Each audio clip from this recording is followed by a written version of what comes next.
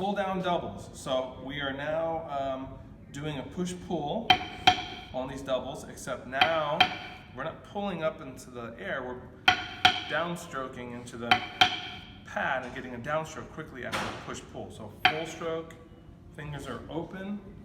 Then for the downstroke, we will downstroke it and leave it down. So again, I would do this one with accents only. Go ahead and pause it.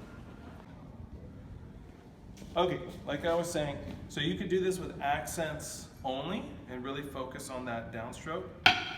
There's a down, full down, and make sure it ends down. It's real important that you go full down and it ends flat or slightly down into the drum instead of like here, because then your inner beats are going to be there. So again, do this with only accents. Down, full down, full down, full down, full down, full down, full down. Be disciplined about freezing in between and during the space. You could play it la di da di da di da di da, but we don't want to do that. We want to see that you can freeze for a second, because that's where those inner beats are going to happen. So again, we want to think as low as possible. We'll fix the sound quality later. We want to make sure we're having good downstrokes, but this is going to be harder than it looks. Okay, 1, 2, ready, go.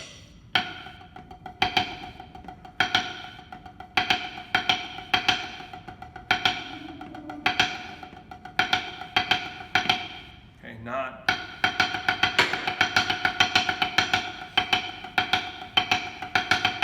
You can see the height difference. Okay, it makes a difference.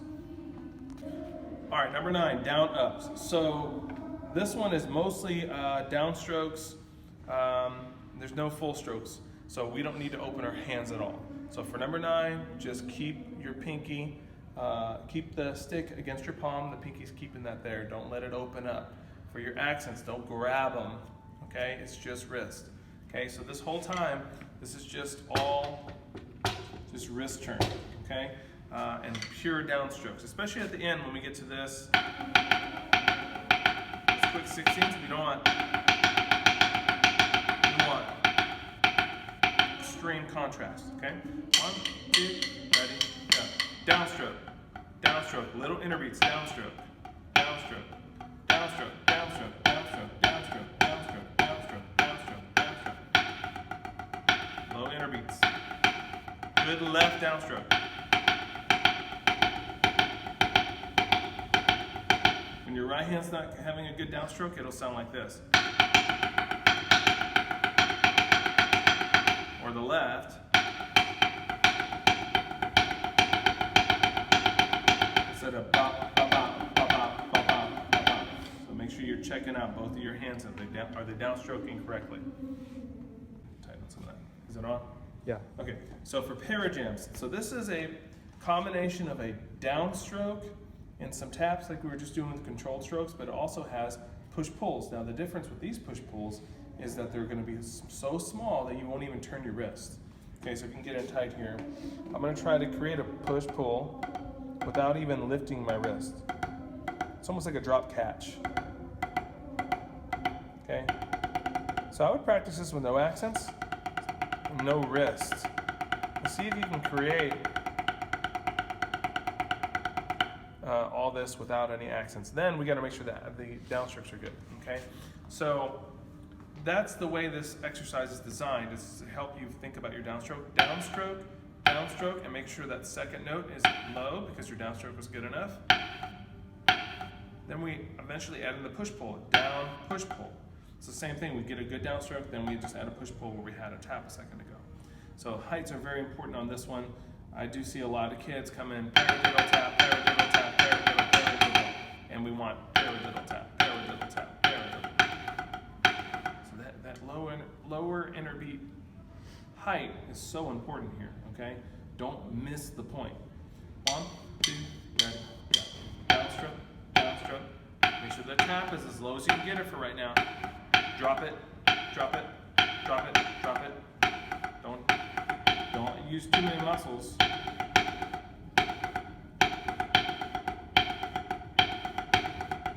Don't hit too hard on your accents either. I can't talk.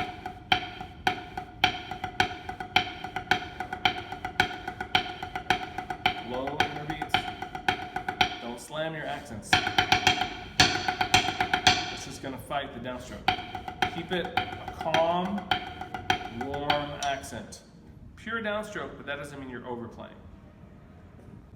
11, quick drag. So this is very strange when we're changing tempos here. So we're using our flinch fingers, okay? I'm not really using wrist, I'm not really using arm. I'm just kind of floating the stick on the head and just bouncing my fingers just enough. It's just a quick tap. You can't squeeze your fingers for very long at all. Then at the last second, you're going to put the pressure for a drag in the front. So it goes from here in the fingers to a drag, okay?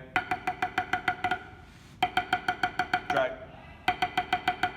So if you need to just practice one hand at a time, and figure it out. Okay? The other part is you need to practice your transition between your drag and to the left, to the right, or left hand.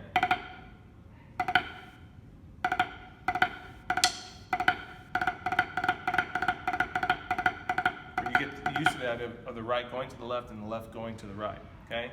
Then it gets a little harder when you're adding the rebound. Again, 1, 2, ready, go.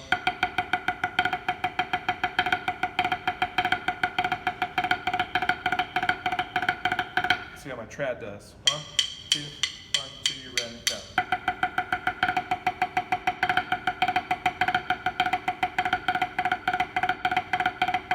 You don't have to play that high, okay? Cool.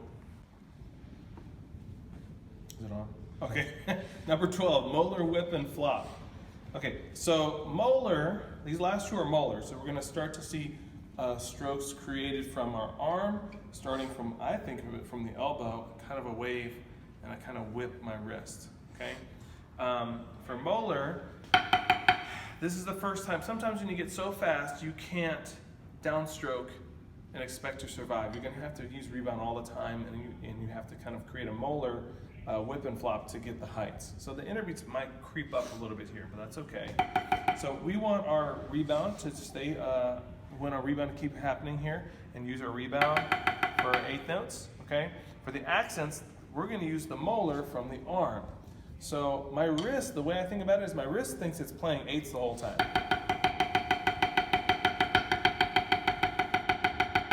And then my arm is creating the accent. So my wrist is not trying to be a part of that. It just reacts to what the arm is doing. So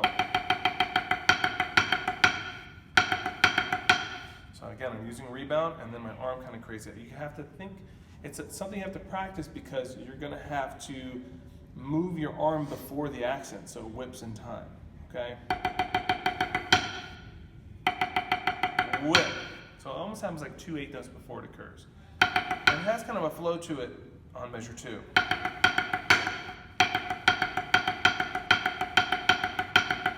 So the way I heard Bill Bachman describe this is the way you wish you could always play, real floppy and relaxed and kind of fun, right? So keep things open and relaxed and breathing. You can't be too tight when you play molar at all. You're missing the point. You got to use rebound. The stick almost never stops, okay, unless you're switching to the other hand, okay? All right, so let's give it a whirl. 1, 2, 1, 2, ready, go.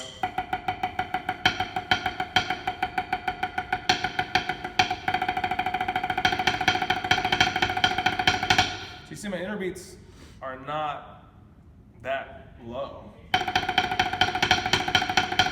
That's not the point. The point is learning how to play faster and using efficiency of motion, okay? Using traditional grip, the arm motion is more kind of left to right.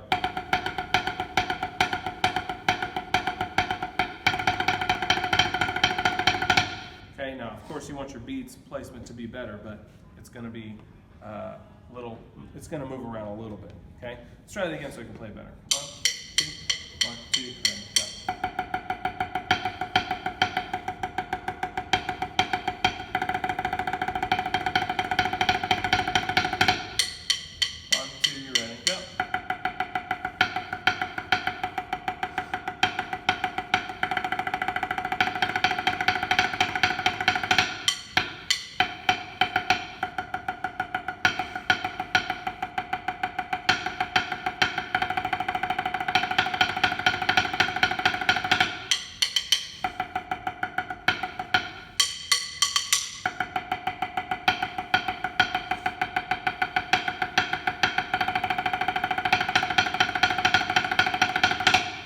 temptation to over stroke your accents and downstroke your accents with your fingers closed. Keep it open. So if I take, the last part is pretty tough, but just realize if I take my left hand out, it's the same rhythm as measure 1 and 2. That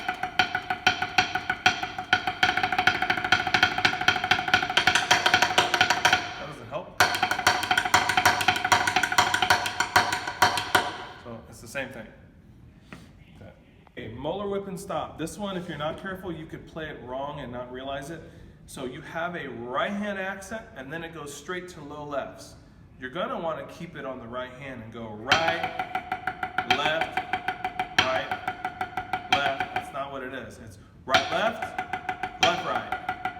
Okay, so maybe practice the first accent and the note after first. Right, left, right, left. Make sure it's a good downstroke. Right, left, right, left, right, left, right, right, left, right. You can't really skip anything at the end. And again, so it's so quick and has such an inverted motion that you're going to have to use a molar and whip for that accent. Okay.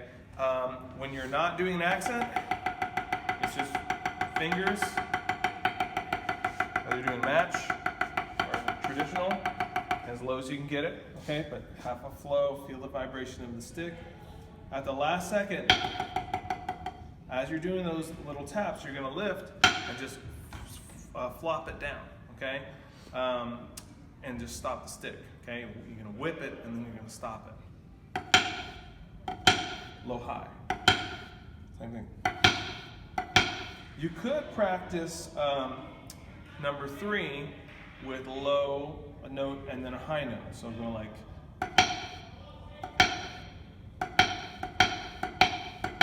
to practice that motion, if that helps, okay? And then you would get ready to play this one. So let's see what happens. 1, 2, 1, 2, then go.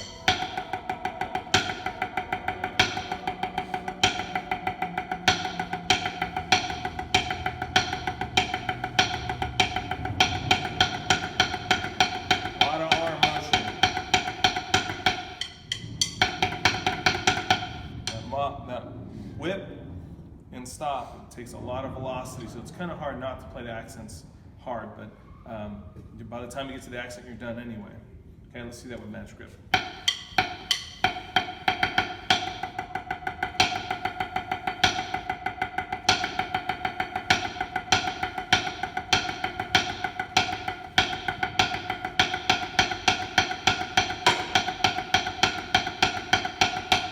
Okay, this one might be good to see in slow-mo, so maybe we'll do a slow-mo one for you.